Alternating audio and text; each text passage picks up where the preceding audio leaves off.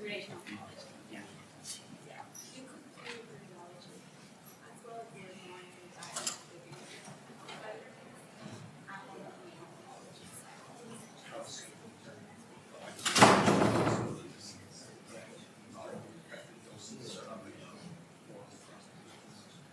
Right. So you create the treatment plan, recalibrate the accelerator, and how to do it.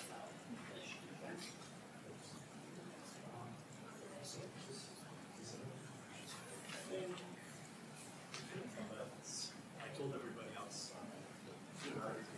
Let me just take it. Need a bell. Yes, time for school.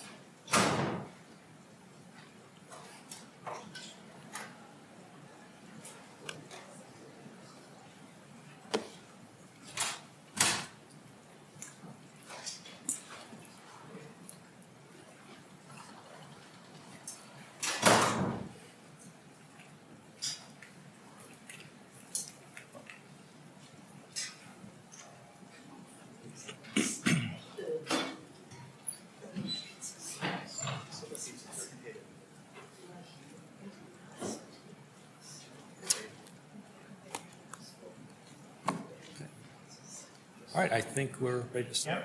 Okay, great. So welcome, everyone.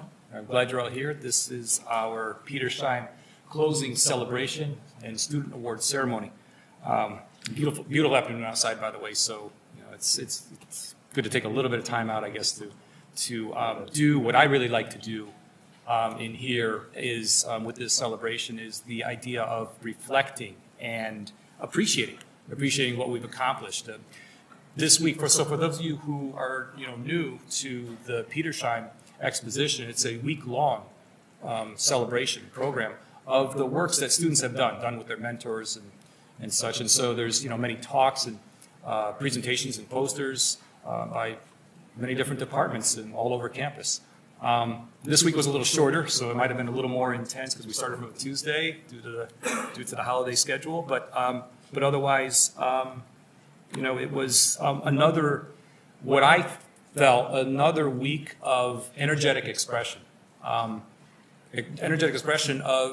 the growth of knowledge that students here are building for themselves, and they're sharing that with us, their knowledge and their capabilities and what they've been able to accomplish and what they've been able to do, and so they're really able to have this forum to showcase that with their peers too, and so.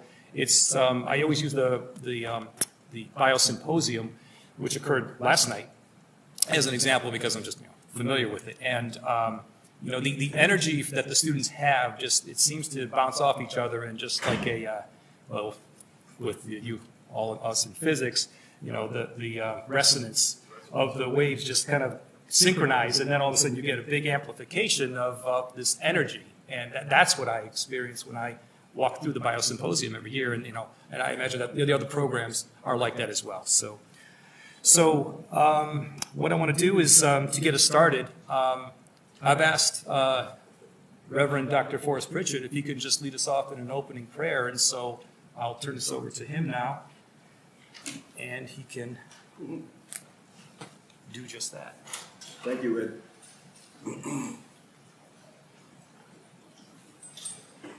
I'm going to wait to allow the passage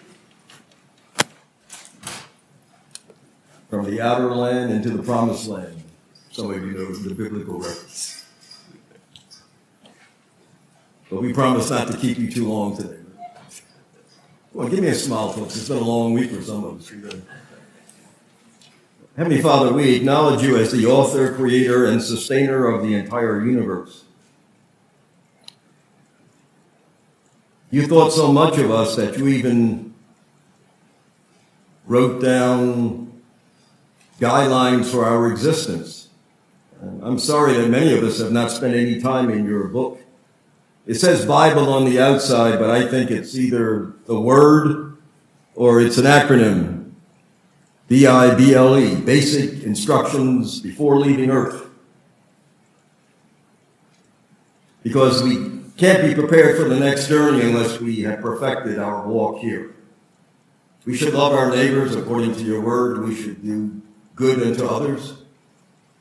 We should love mercy and justice. But sometimes we get it wrong, we get it backwards. So we do ask for your grace. And we ask for your permission to continue.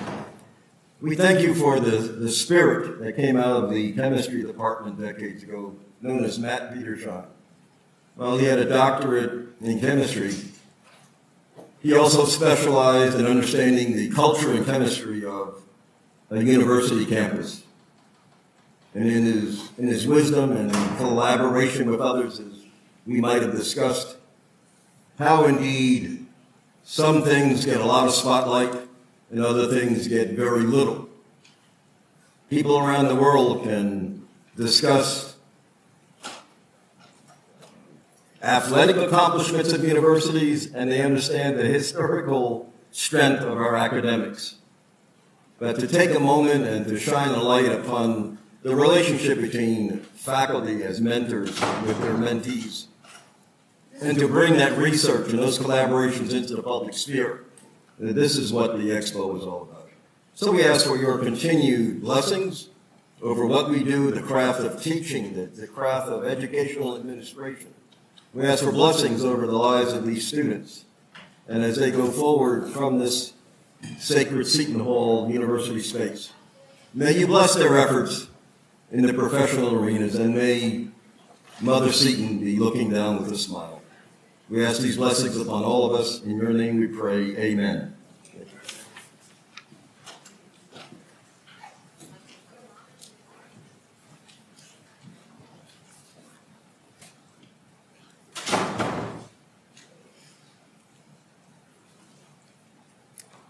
Thank you so much, Reverend.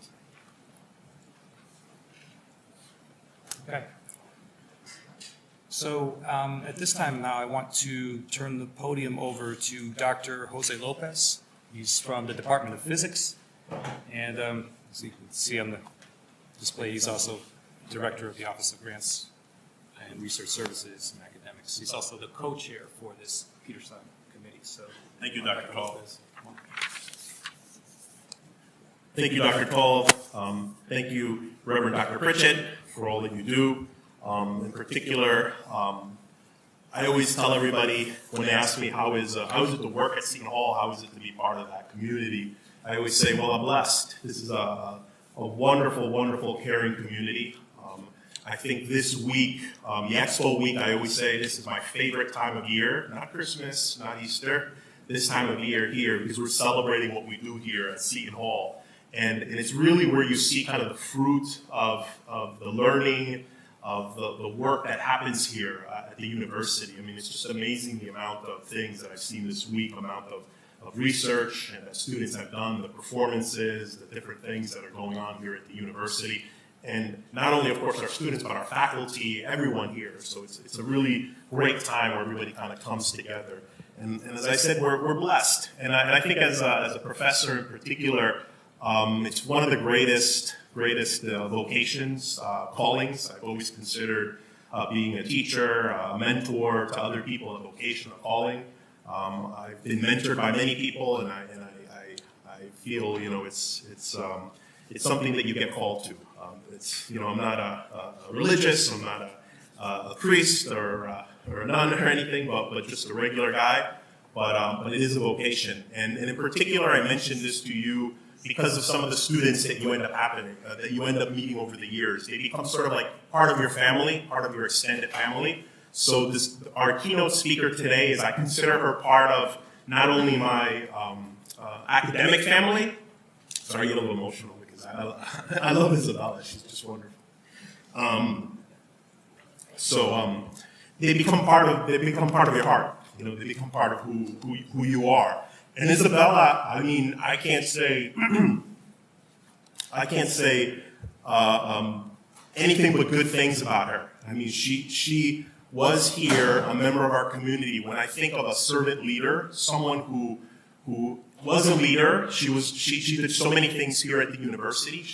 She came from a long way away. She came from Mexico, from Cancun, Mexico, and she's been all over the world because her parents work in hospitality, and she's been in Venezuela, and like literally everywhere in the world. But she came here with such a spirit. Like since day one that I met you, I noticed you were just like a different human being than regular people. And she has this extremely rare combination where she's extremely brilliant, extremely has an incredible intellect, but also has this caringness, this wonderful heart where like she gets to know you, you get to know her, and she cares about you. It's a genuineness to it. Like you, in this world, I think Dean Farina could talk to this. You meet these kind of folks that want something from you, and they're sort of phonies, you know. But in her case, it was very much a genuineness to her. So Isabella was a physics major here at the university. When I met her, she wanted to be an engineer, and I think many of you who know me know my opinion of engineers, that they're great people, but they're limited in what they do. So Isabella wanted to be an industrial engineer. That's what you told me, and I said, what a shame that you want to do that. So she wanted to go graduate from here with her bachelor's in physics and go on to NJIT and study industrial engineering. And I spent a few years trying to convince her, stay in physics, do different things. And then she ended up going to the Women in Physics conference, right? And I think that was a key changer in your mind. And she found, I think, a vocation too, where you found medical physics, where you were working in the medical context, applying your knowledge in physics to helping people in unfortunate situations. In some cases, I think you found exactly what your personality and what you are in your heart. And the servitude that you have towards others and wanting to help them when you decide on that profession. So Isabella graduated in 2015 as the valedictorian here at the university. Wonderful speech at graduation. I remember that year. I remember that one particular because many times there's a conference that we have in my community, in the physics community, in the plasma physics community, that happens always around graduation. But I remember I went to your graduation, and then immediately I left after that because I wanted to listen to what you said. Isabella ended up then, upon her graduation, she had a hard time kind of deciding where you were going to go to graduate school to work on your doctorate in medical physics because you had gotten accepted into all the top medical physics programs in the country. She had gotten accepted into Columbia University's medical physics program, University of Chicago's medical physics program, and Duke, the Duke University medical physics program, which is the best in the country and one of the best, if not the best in the world. And she ended up going to Durham, North Carolina, so a change from Cancun, a change from South Orange, of course. And from there, Isabella spent a period of time in the University of Hong Kong, working as part of her medical physics PhD degree there, and she specialized in radiation therapy. And she ended up completing her residency in radiation oncology at New York University at the Long Gone Health in 2022. And they loved her so much that you got a position there. She's an assistant professor of medical physics. And Dr. Duarte is now a board-certified medical physicist in radiation oncology at NYU Long-Gin Health. And she's an assistant professor, as I mentioned, at NYU's Grossman School of Medicine. So we are very lucky today. I know it's very difficult when you're working in a clinical context to get time off. I'll also mention, if you don't mind, Isabella just had 8 months ago her first child, Nicolas. So thank you for being being so busy, being a mom, and all the things that you do, and all the people you help get better and feel better. And the fact that you're able to come today at 3:30 on a Friday and be with us here is amazing. So thank you so much, Isabella. Isabella will be presenting a keynote talk to us And in particular, we invited her because she, like all of you, had presented at the Petersheim Exposition back in 2012, 2013, 2014, every year in the physics colloquium you presented. And then you went on to hopefully take advantage of that, and you were well prepared for that. So her keynote presentation today is titled "Advancing the Field of Radiation Oncology as a Medical Physicist." So it's my honor to present to you Dr. Isabella Duarte.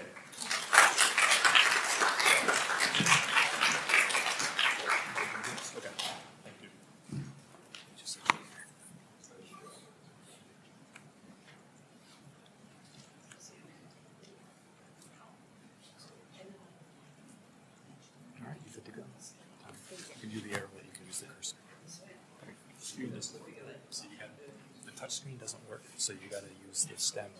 Perfect, thank you. Hi, thank you, Dr. Lopez, for those kind words and introduction. I firmly believe that everyone I encountered here at Seton Hall, including you and including a lot of my professors that are sitting here today, are what brought me to where I am today, are the people who shaped me, the people who mentored me throughout this career path. So I'm very proud to be back here 10 years later, standing in front of you. Thank you for welcoming me. And I hope to share a little bit about the field that I work in now, how that path came to be, and where I was 10 years ago outside this hall presenting my physics research and graduating from this university where I found great friends, great mentors, great professors. So I want to share a little bit about what I do and how my position as a medical physicist impacts inpatient care in radiation oncology. So let's start with what is a medical physicist? And this is a question that I get from most of my family members, most of my friends, and it's sometimes a little bit hard to explain and encompass everything that we do in the clinic, but I'll try my best to digest it and to give you a glimpse of one of the many paths you could take after your preparation here at Seton Hall, and where a lot of this research and a lot of the learning that you do here can go. So a medical physicist is a healthcare professional that typically works to apply physics principles to patient care, particularly to the diagnosis and treatment of diseases such as cancer. I would say this is the typical path of a medical physicist, but there are a lot of other areas where you could go into, and I'll go a little bit into the different paths that one could take. So there are four main areas or specializations in medical physics. I would say where the majority of medical physicists end up is in radiation therapy. And the main role as a radiation therapy medical physicist is involved in radiation treatment planning and the delivery of safe and accurate radiation treatments for the treatment of cancer. So this is typically in the field of radiation oncology. Other physicists go on to do work in diagnostic imaging to optimize the image quality of different imaging modalities such as CAT scans, MRIs, ultrasounds, X-rays. So this would typically fall into the radiology department. Then there is also the use of nuclear medicine, which uses radio tracers for both imaging, diagnosis, but also treatment of certain diseases. And then there is the radiation safety aspect in medical physics, where you establish and oversee radiation safety programs, the safe handling of radiation equipment or sources, emergency protocols, regulation, compliance, etc. This could be anywhere where there is radiation. It could be the Department of Defense, it could be a hospital, it could be It could be many different applications where radiation is being handled. And now, within all of these different areas, you also play different roles. There is the role in patient care, which I'm involved with, and I'll go a little bit more into detail. There is the aspect of ensuring safe and effective use of medical modalities. Then there's, of course, the research and development aspect, implementing new technologies.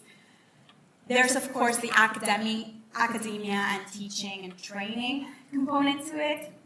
You could work in industry, working for the companies that make all of these equipment, the CT scanners, the linear accelerators, Varian, Siemens, all these big companies. You could be working for them to develop all of these technologies.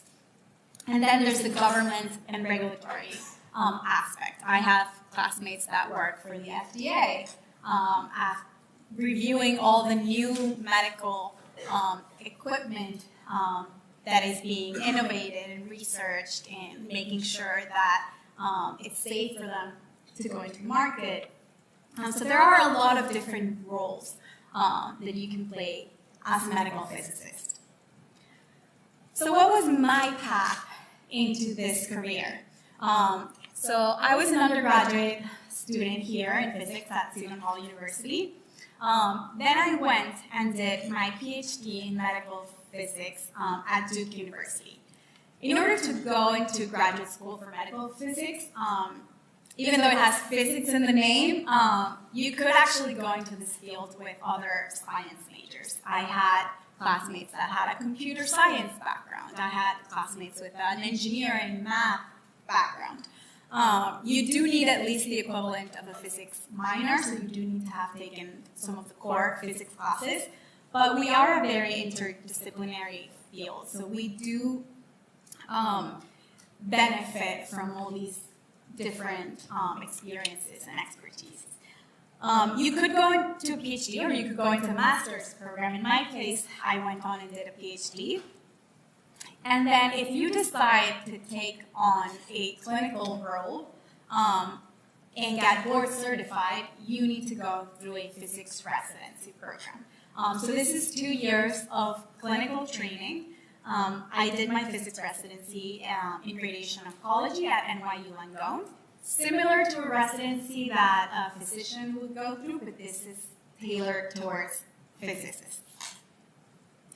And then once you finish a physics residency, you become board eligible. So now you can take your board exams, and once you pass those, you're a board certified medical physicist that can go and work independently in the clinic.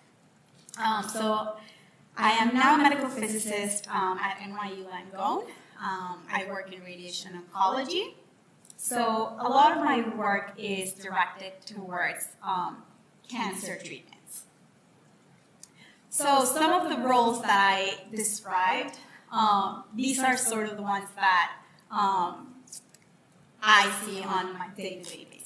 I am involved in patient care. I am involved on ensuring that these treatments are safe. I am also involved in research and development of new clinical implementations of newer technologies.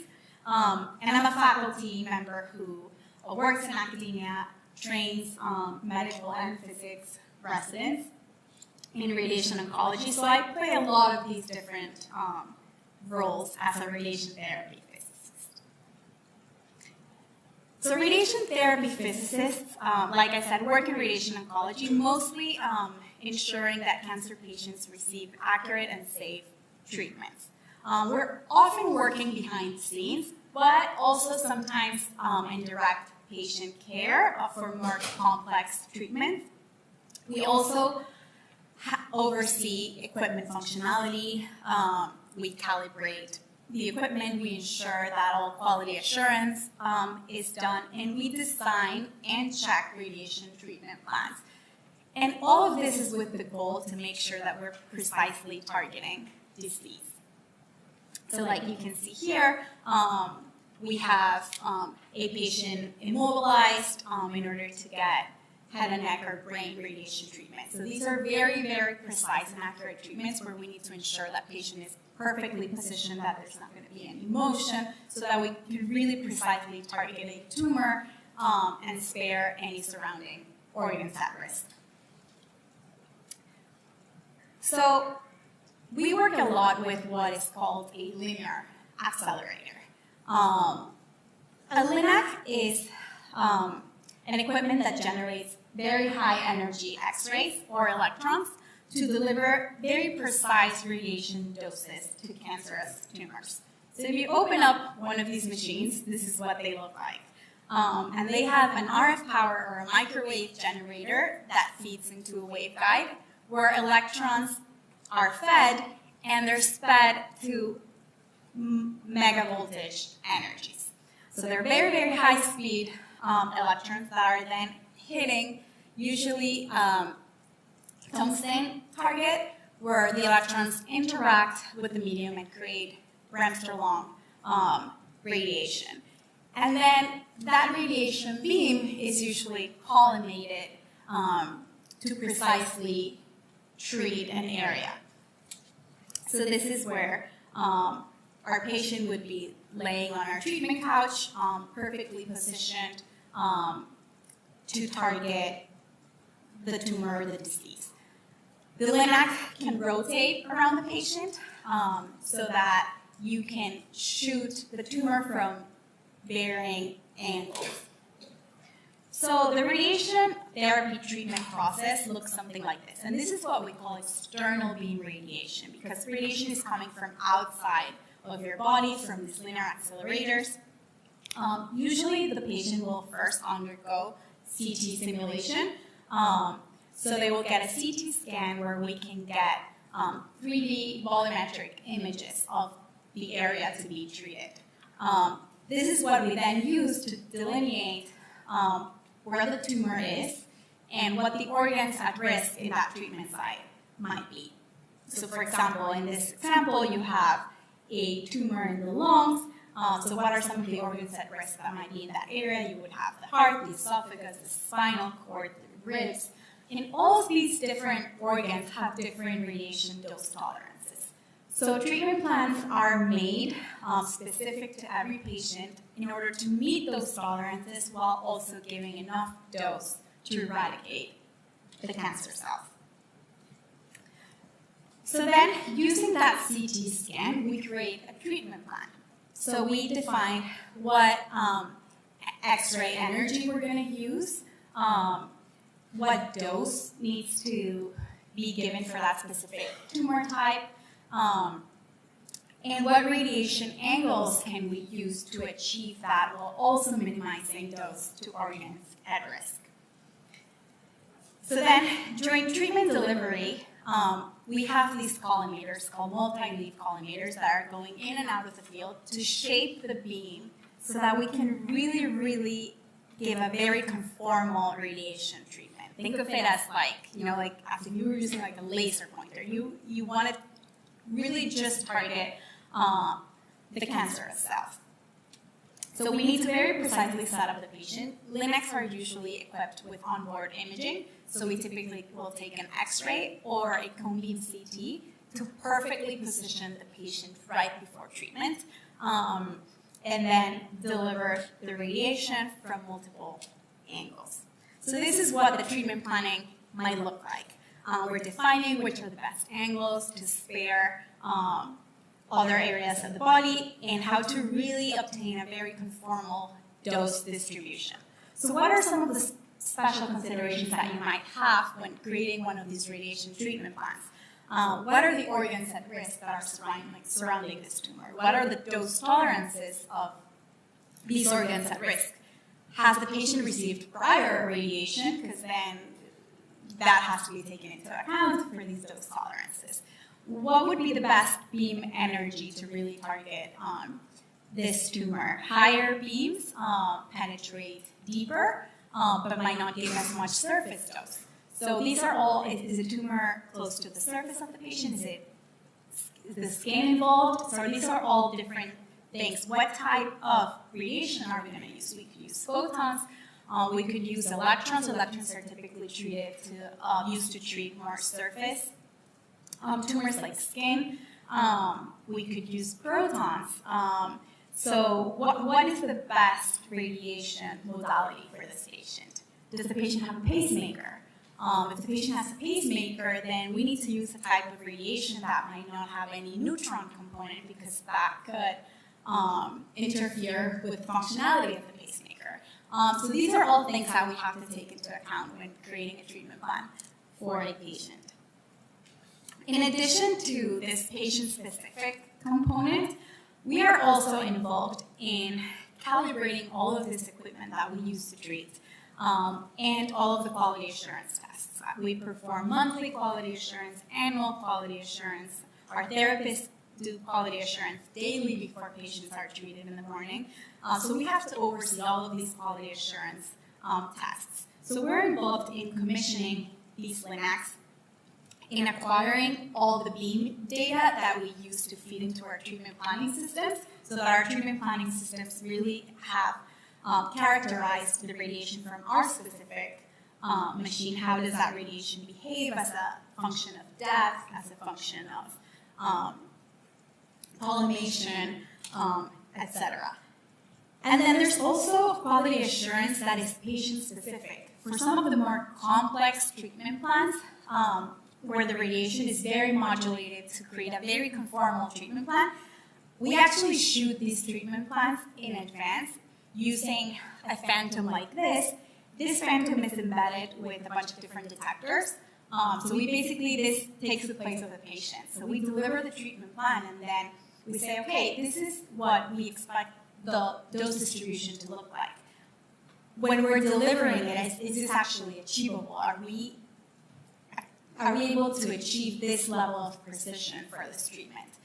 So we'll actually shoot the treatment plan prior to the patient starting treatment. And we can compare the dose distribution, and we have very tight tolerances to make sure that we're giving very precise treatments. Now, everything I've talked about is what I call external beam radiation, which is how the majority of patients would get treated. But there are also other types of radiations that involve active sources. So this is called brachytherapy. These are very high dose sources. Typically, iridium-192 is what is used. And these are very commonly used for the treatment of cervical cancers. So an applicator will be inserted into the patient's cervix in an OR setting. And then we will scan the patient, get a CT scan with the applicator inside, and then we will create the dose distribution that we want in order to target this very localized cervical cancer. And then we'll use an active source that's parked in that afterloader that you can see on the right. And we will be outside of the room, and this afterloader is going to be connected through catheters to this applicator that's in the patient's cervix. And the very high dose source will go into the patient for a couple of seconds at each position in order to create the dose distribution that we created, and then will come out of the patient. So it's a very, very high dose treatment that's giving it's very localized, but this is an active source. So there's a lot of other precautions that have to be taken into account because the source is parked into this afterloader. We have to make sure that the source safely retracted outside of the patient. So this is very different to the LINAC where radiation is just turned on or off like if it was a light bulb. This is an active source that's always radioactive. Some of these sources are also used for prostate cancer.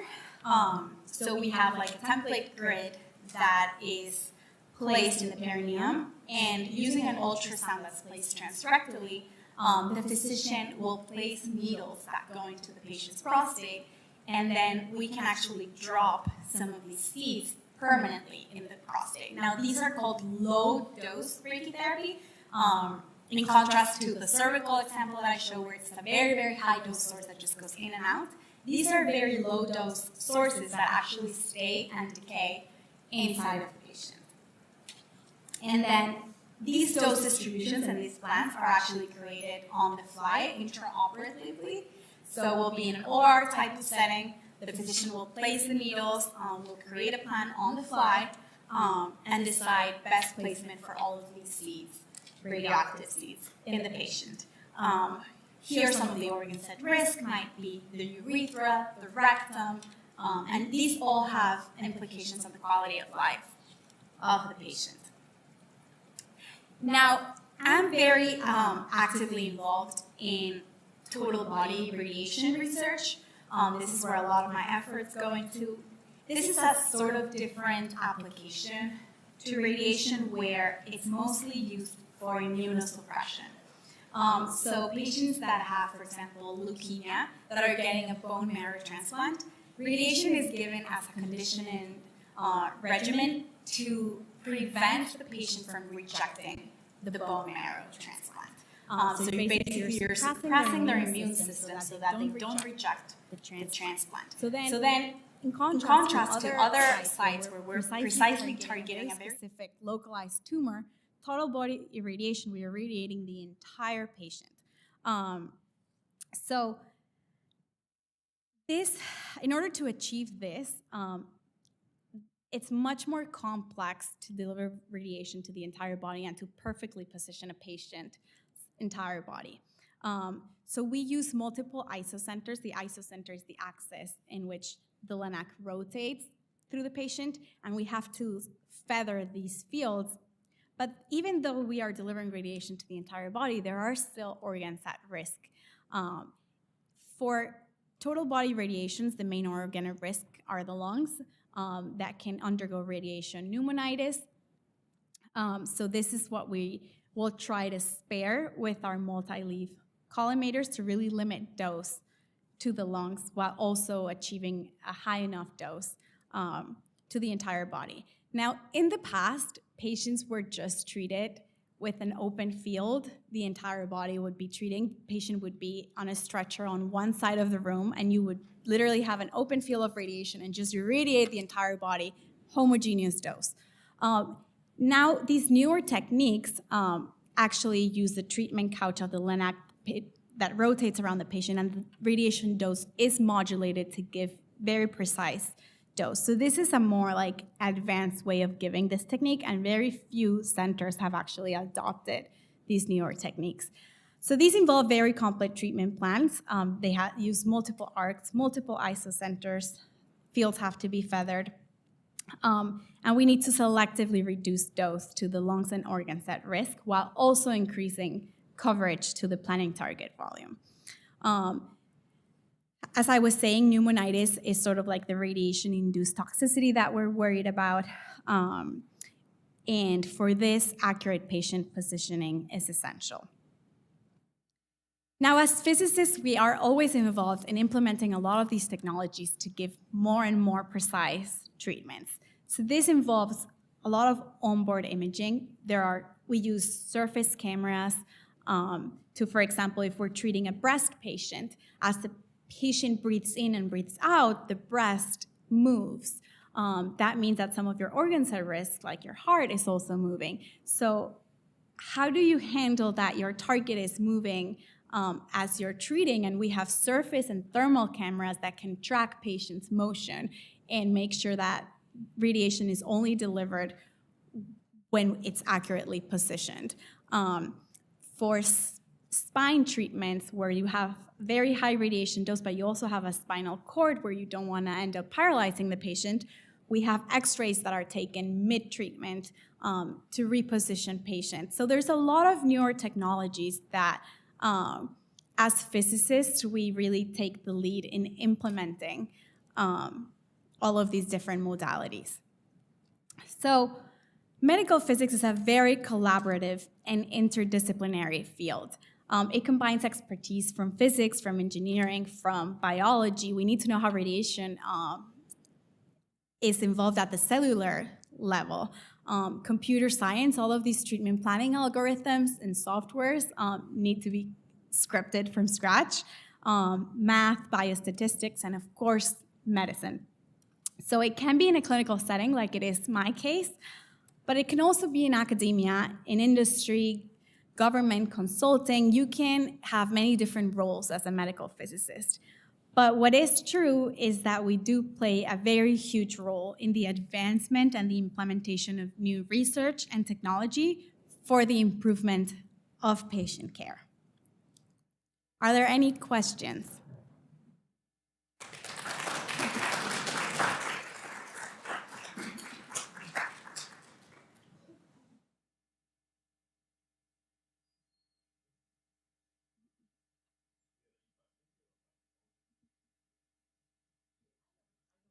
Yes, go ahead. Recording. So, Isabel, what would you say was the greatest success in patient recovery that you've been involved in? So, you know, about 50% of patients that are getting treated for cancer get radiation. Not all of them do. Some get treated with just chemotherapy, some get surgery, some get a combination of all of the above. But when we can very accurately target these diseases and you see how over the weeks, because patients typically get treated over a number of fractions, so they might get 25 radiation treatments, and you can really see the improvement over the weeks. That's very rewarding.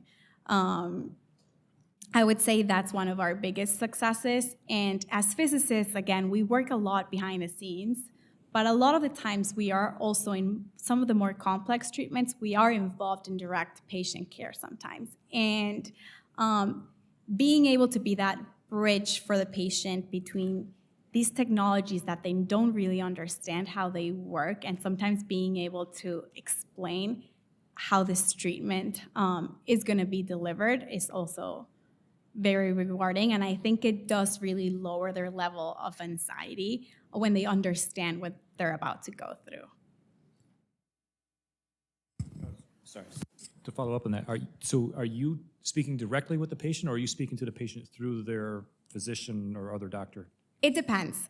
Some of the more routine standard treatment plans, for example, unfortunately, breast cancer, prostate cancer is what we see all day, every day. So those treatment plans are a little bit more standard, in which I might be just behind the scenes creating the treatment plans, approving treatment plans, and I might not get to actually see the patient get treated.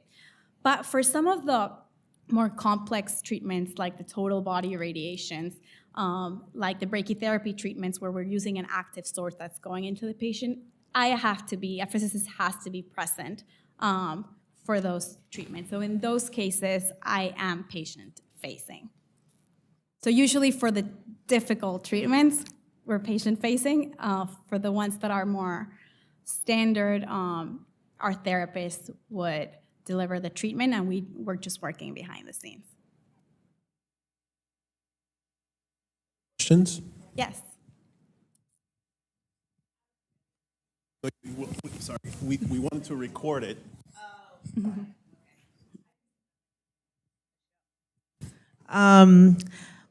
So the first thing that came to mind when you talked about radiation is like being proactive, just as a patient. Mm-hmm. So like, is it dangerous to get all of these testings to prevent something from happening? So like, like a mammogram or MRI for the brain, if it's like something with genetics, how dangerous is it to get all of these tests with the radiation to make sure that you're not sick in a way? Yeah. That's a great question, because even though we use radiation to treat these diseases, radiation can also induce cancer. So that's an amazing question. This is where it is very critical that you don't get medical imaging that was not prescribed to you, or there's no need for it. Why? Because, for example, mammograms, there's a specific age at which they're recommended for you to get them yearly. Or if you're higher risk, they might recommend that you start getting them younger. But they don't recommend that you start getting them when you're 10 years old, right? Because there's always this benefit and risk ratio where the benefit has to overcome the risk. So at certain age or at certain risk factors, getting these yearly exams, the benefit will outweigh the risk. But you don't want to just go and start getting them monthly, because that is radiation dose that in the future, if you're getting more than you should, could induce cancer. So the recommended frequencies at which you get these tests are sort of getting that trade-off like just right. And there is non-ionizing and ionizing radiation. An MRI, for example, is non-ionizing radiation that will not induce cancer. But something like a mammogram, a CT scan, again, the doses are very low and they're meant for the benefit to outweigh the risk. But for example, if you were pregnant, okay, is the CT scan really needed? Can we maybe get an ultrasound instead? That's non-ionizing radiation. So there's always this trade-off. Hey, so when you were talking about like the total body imaging slide, you mentioned that only a few hospitals have adopted the method you're using right now. And I'd like to know why that is, and do you foresee many of them changing their approach? Yes. So this is a way more complex way of delivering this radiation.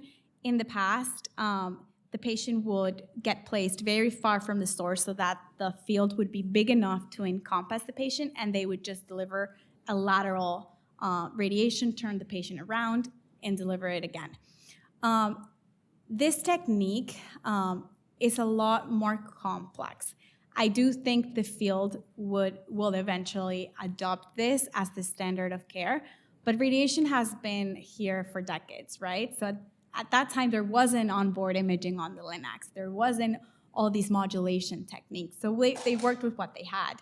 And you can still give enough dose with the standard techniques, but you are, the risk of radiation-induced toxicities is higher. So I do see more centers adopting these techniques, but you need to get your physicists comfortable with planning these. You need to get your therapists comfortable with treating these. So there's a learning curve.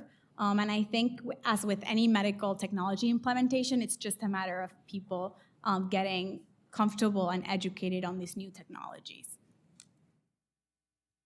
So you mentioned that some patients with like breast cancer, for example, when they breathe, it's difficult to kind of target the radiation because then the tumor is also moving with them. Mm-hmm. So in that case, like if a patient is very scared to be even in the machine, I'm sure you get lots of different people. Yeah. How do you like regulate their breathing, or does it target them only when they're in a specific position? Right, that's a great question. And it depends on the breast cancer treatments. Some treatment plans are made for the patient to be free breathing, and it accounts for the patient to be in a range of positions. But for more precise targets, we use what's called the deep inspiration breath hold technique. So patient will breathe in, and they'll be instructed to breathe in and hold their breaths for, say, 30 seconds. And as the patient reaches the precise positioning that we need, the radiation will beam on, and it's gated. So as soon as the patient breathes out, the beam will turn off. So the patient has to be within that range, and for that we have surface cameras that are tracking the patient's topography. Thank you. Any other questions? So I have a question for you, Dr. Duarte. So while you were a student here at Seton Hall, you were very involved in many activities, as you know, that you might speak to about. You know, you did stuff with the Unanue Institute, Latino Institute. You did research, of course. You presented at various conferences. I was kind of thinking, I think at least 2 Petersheims or 3 Petersheims in the physics colloquium. You presented your work. As I mentioned earlier, you went to the Women in Physics conference, and you presented there. I think you did APS meeting. You did a few plasma physics meetings you also went to. So we all know you had a 4.0, perfect, in every class, A in every class here at the university, in core and physics classes. Can you speak a little bit about the outside the class? So we think a lot here about the university. of the student experience, not just in the classroom or in the teaching lab or the clinical labs, if you're a nursing student or such. Can you speak a little bit about that? Well, that experience outside. So the extracurricular, but that, and how that's influenced your track. For sure. So as a student at Seton Hall, I think I was exposed to a lot of different opportunities, but you're not required to participate in a lot of these extracurricular things. The undergraduate research is typically extracurricular. There is an advanced lab, but it's not required. Participating in these conferences are opportunities that come along, but it's up to you whether you decide to participate in them or not. I really tried to take advantage as a student at Seton Hall of all these opportunities to advance my research, networking opportunities at these international and national conferences, get involved with my local chapter, our physics. Society of Physics Students. Society of Physics Students. I was very involved. You're the president. I was the president of the club.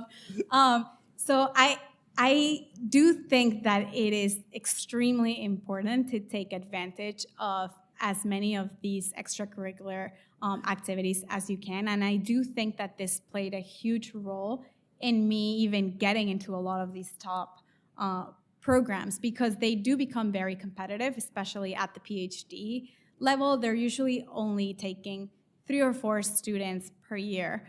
Because they have to fund these students. Usually PhD students in science are paid. So you're paid a stipend, you're not paying tuition, that's all usually covered. But because of that, these universities have to get the funding and have to get grants. So it becomes very competitive, and I think these are all opportunities for both academic and professional growth that you should really, really take advantage of. That would be my biggest advice. Don't stay just in the classroom, because this is where you also learn to apply all of your knowledge. Thank you. So we were speaking earlier during lunch about the network you develop with that and the different people you meet outside, especially when you go to conferences. That's how I even heard about the field, just like by going to these conferences and hearing about where people have taken different paths with their careers. So definitely.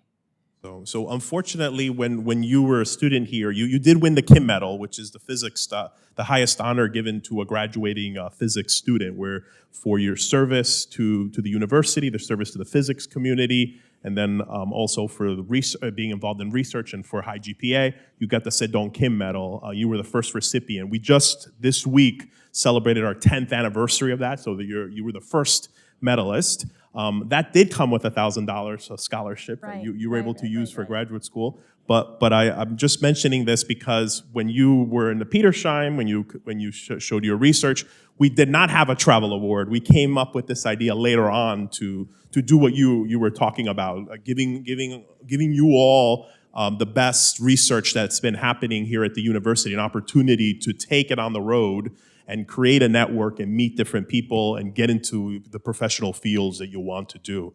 So with that, I wanted to thank you, Dr. Duarte. I know how busy you are, so thank you very much, especially as a new mom. It was really an honor to be back 10 years later.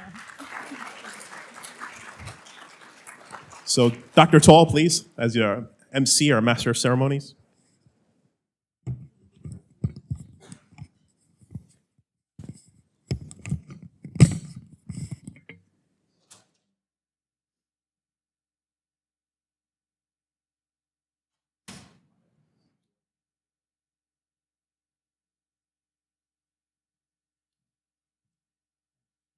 Thank you again, Dr. Duarte. That was really inspirational for everything on multiple levels. I mean, at the level of the work you did here as an undergraduate and the things that you did, and then the stuff that you're doing now is, it's really hopeful, for medical reasons, obviously, and things like that. So,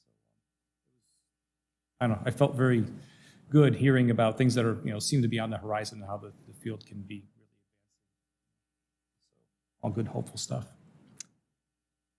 Okay.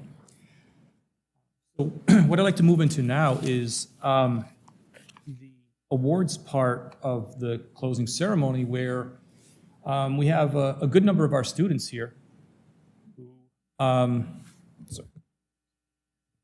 Good number of our students who have been, recognized and identified as, some noteworthy, having noteworthy presentations and works. They're with us here now. And so what I have is a list of their names, but I also have a certificate for them that, I'll read it here, that says, Petersheim Student Travel Award presented to, and then each of these students that I'm about to call forward, for a distinguished presentation at the 29th, this was the 29th, so next year's big 30th, 29th Annual Petersheim Exposition. All right, and so what I'm going to do now is I'm going to call out your names and have you come down and just stand, pretty much in front of the tables on either side. There's about 20 of you, so you're going to have to adjust to maintain your personal space, but at the same time accommodate the space limitations of the room. And so I'm going to ask that I guess we hold our applause until the end, just so that we can, everybody can hear each other's name.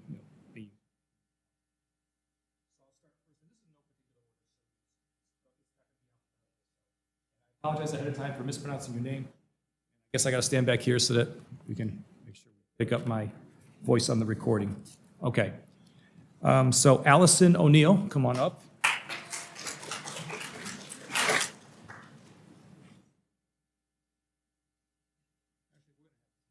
Time for applause, so yeah, we could applause in between. It's not as fast as the other ceremony I was doing. Okay. Brother Bruno Mello, OSB. Brother, are you here? No? No? All right. Riley Williams, are you here? Okay. Jake Lidwin.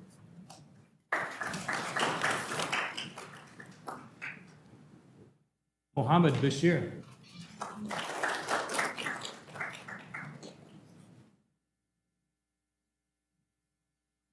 Gupta.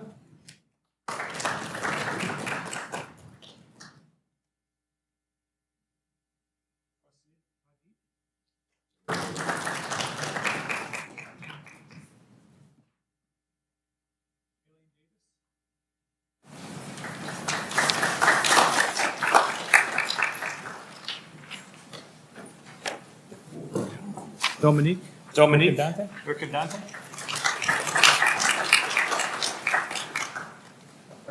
Kyara Taggart. Did you make it? She was on the road. She's actually presenting at another institution right now. Word was that she might make it back on time, but I guess not. Parkway. Right. Jonathan Pinnock.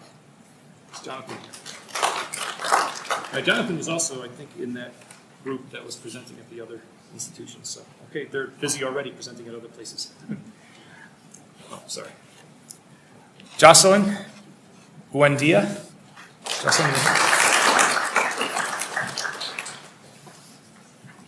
Maya Cole. Maya. Liana Cruz. John Fanzini. Kyle Kalindis.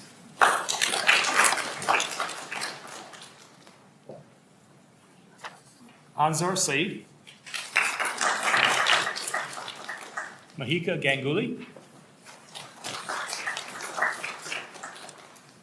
Amy Awadala.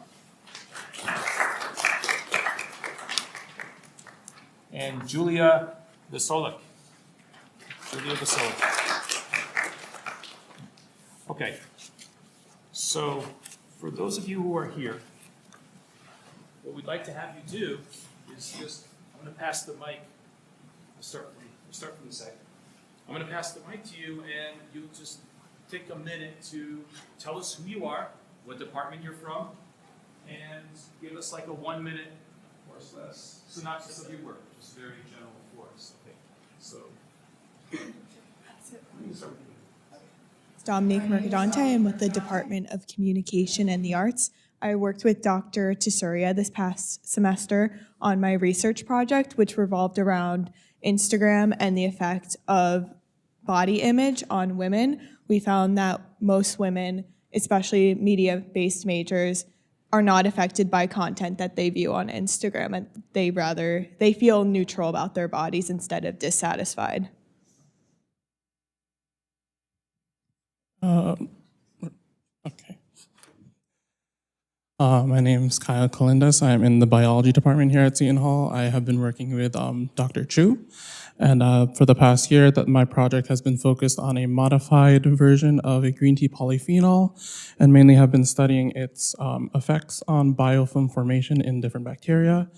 And my project specifically was looking at the molecular characterization of the formulation. So.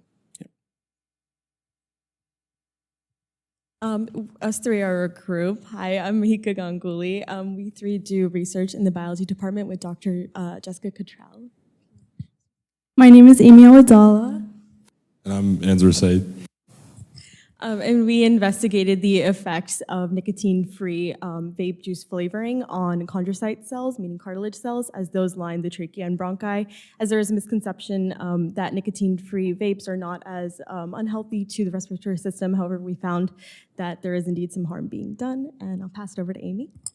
So brief overview of our methods. We grew cells and then we treated them with different concentrations of vape juice and then we broke them open. Some of our tests included RNA quantification, PCR, qPCR, MTT cell proliferation assay, as well as alizarin red S staining. So all these tests showed us if our cells were viable and it showed us some of the gene expression. I'll hand it off to Ansar. So overall, cartilage markers were downregulated with higher concentrations of these flavor additives, and inflammatory markers and cartilage-degrading enzymes were upregulated. So it was pretty harmful to the cells. My name is Jocelyn Buendia. I'm from the Department of Physics, and I had the opportunity to work under Dr. Lopez. To summarize research, I investigated the functions of the inductively coupled plasma optical emission spectroscopy instrument, where I studied how to make methods to apply plasma treatment to liquid samples and analyze and detect what metals were in there, and analyze the intensities and concentrations. My name is Elaine Davis. I am a master's student in the Museum Professions program within the College of Communications, Arts, and Human Culture, I think it is. Human Development, thank you. They changed it while I was here. Yes, exactly. And I presented on my master's thesis project, which was the creation of a professional development guide for museum educators on the accommodation of learning disabilities and neurodivergence in museum education, as none actually previously existed. Hello, everyone. My name is Prasid. I'm from the Institute of Neuroimmune Pharmacology, and my research mentor is Dr. Chang. She's here today. My work was an in silico or computational study to investigate Alzheimer's disease-associated signatures in patients who have long COVID. So we found differentially expressed genes. We overlaid them onto protein molecules to see a simulated effect on Alzheimer's disease. Hi everyone, I'm Ishika Gupta. I'm also from the Neuroimmune Institution of Pharmacology with Dr. Chang as my mentor. Our research looks at how nicotine modulates memory and synaptic plasticity, specifically in the HIV-1 brain. So by understanding these interactions, we're closer at finding non-addictive therapeutics for neurodegenerative diseases like Parkinson's and Alzheimer's. Thank you to the Petersheim judges and to Dr. Chang for this honor. Hi everyone, my name is Riley Williams. I'm a senior in the College of Nursing and I have a minor in Catholic Studies. Over spring break, I traveled to Mexico, specifically Puebla and Mexico City with Dr. Mary Ellen Roberts. We learned about the importance of healthcare and how religion affects healthcare. We traveled to public and private hospitals, an immigration community that was mainly made up of immigrants, and then we went to a refugee house and we just learned about the importance of culture and how that affects an individual and how they obtain healthcare. Hi, I'm Allison O'Neill. I'm a senior social work student, and we did a research poster, and the theme was Safe Community, Safer Children, and for our research seminar class, so Dr. Apgar. And I did mine on safe consumption sites as a useful harm reduction strategy, as I've been found to decrease overdose mortality rates, as well as decrease HIV and other transmitted diseases. Hello, everyone. My name is Jake Lewin. I'm a freshman here in the Department of Biological Sciences. And I would like to thank Dr. Bundy and Dr. Austri for helping me with this project. And I'd like to thank all of you for attending first. And my project was using MABE and Python to evaluate evolutionary patterns using different brain types to see the different patterns that evolve under different conditions in a computational study. Thank you all for being here. Hi all, my name is Mohammed Bashir. I'm an early career investigator at Institute of Neuroimmune Pharmacology. I studied the interaction between a brain immune system as well as the peripheral immune system in the development of chronic pain in alcoholic patients. So what we have found is that an imbalance between the central nervous system inflammation and the peripheral inflammation, which leads to the development of chronic pain in alcoholic conditions. Thank you.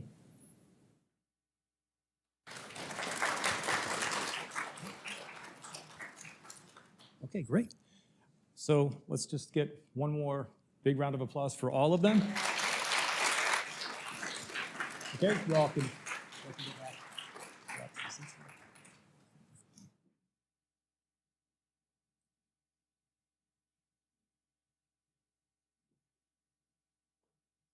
So it's really nice to hear all this because I get to hear what different departments and are doing and the research that's going on in different places at this university too. So just fantastic to hear about.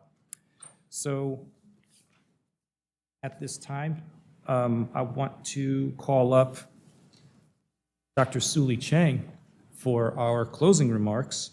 Dr. Chang is a distinguished university research professor. She's also director of the Institute of Neuroimmune Pharmacology.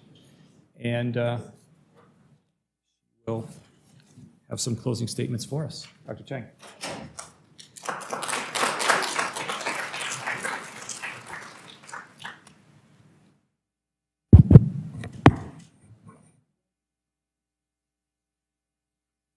Good afternoon, everyone. I'm really very, very delighted to see all of you here at the 2025 closing ceremony.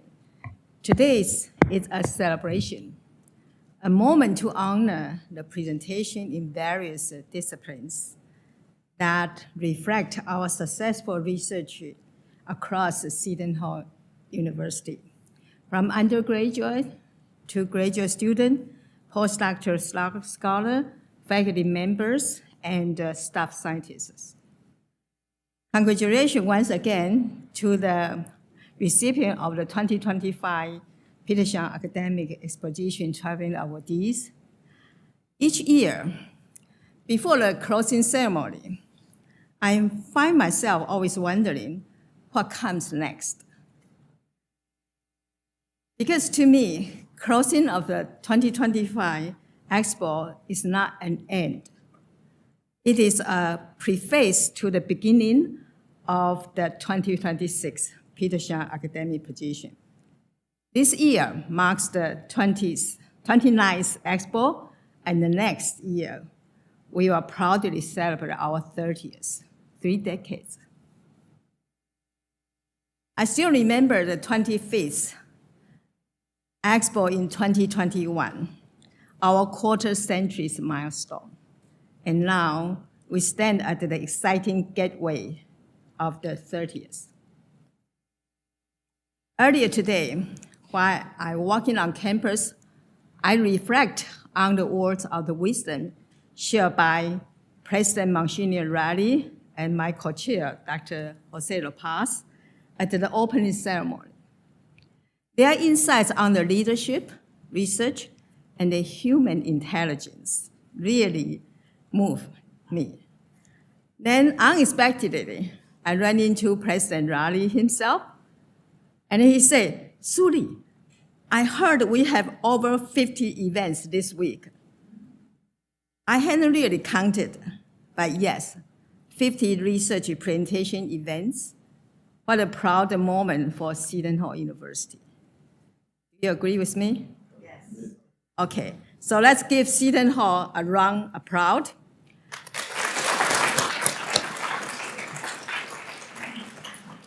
Congratulations to Seton Hall University, SHU, for sharing, honoring, and uniting. With success comes gratitude, and I have many people to thank. First, congratulations again to all the student presenters, not only the awardee here. Thank you for sharing your research work with us. Your curiosity, your journey, and your achievements. And also to our faculty researchers, thank you for your unwavering support for our students, for mentoring them while also advancing your own scholarly work. A special thank you to our faculty showcase presenters. You allow us to witness the depth, the width, and innovation of faculty research at Seton Hall University. Second, my heartfelt thanks to my 2025 Petersheim Academic Exposition Committee. Since our kickoff meeting on December 10th, this incredible team of the students, faculty, administrator, and staff has met faithfully, bi-weekly in January and February, and weekly in March and April. Every Tuesday before 1 p.m., I will tell myself I will see them again. And every meeting confirmed that dedication from each one of them. Thank you for your commitment, collaboration, and all your heart, my committee members. Third, we extend our heartfelt thank you to Provost Kadia Pazzanini and the Office of the Provost, Vice President Monica Burnett, and the Division of Student Service, Dean Jonathan Fornina, he just left, and the College of Arts and Science and the Institute of Neuroimmune Pharmacology for their generous financial support. The 2025 Expo was partially sponsored by these four offices. We are deeply grateful for their ongoing commitment and generosity. Fourth, I would like to thank our filming and recording teams. Throughout March and April, they tirelessly, your work captured unforgettable moment. Each recording is a piece of a presenter's journey of growth, and we are so grateful they are there. Fourth, a big thank you to the print shop team. They are a very small team, but throughout the March and April, they tirelessly produce a poster, booklet, flyer for the expo. Your effort make our work really shine. Fifth, I extend my appreciation to Gourmet Dining. Thank you for preparing meals and creating a very welcoming atmosphere, because Expo is not only about showcasing intelligent food for thought, but also celebration with the real food. You have made this a true Seton Hall style party. As I said earlier, closing this expo is just the beginning. What's next? Please know the two important upcoming discussion for the 2026 expo. Following the expo debrief meeting on May 6th, there will be a conversation with the Provost Katia Pazzanini regarding the expo's role in fostering and hosting research across disciplines. This important discussion will take place on May 6th at 1 p.m. in the Presidential Hall Regents Suite. So please join us. Second, Under Dr. Thomas Morrow's leadership, we Expo Committee are developing a plan to expand and disseminate Petersheim academic research beyond the Expo at Seton Hall, particularly through the use of the Traveling Award. Stay tuned for update from the 2026 Expo Planning Committee. So with that, less than 5 minutes, allow me to officially close my closing remark by once again saying congratulations to all and thank you to everyone. I believe the gourmet dining pizza is now setting up in the atrium. There, okay, atrium. But before we enjoy that, I will turn the podium over to Dr. To. Thank you.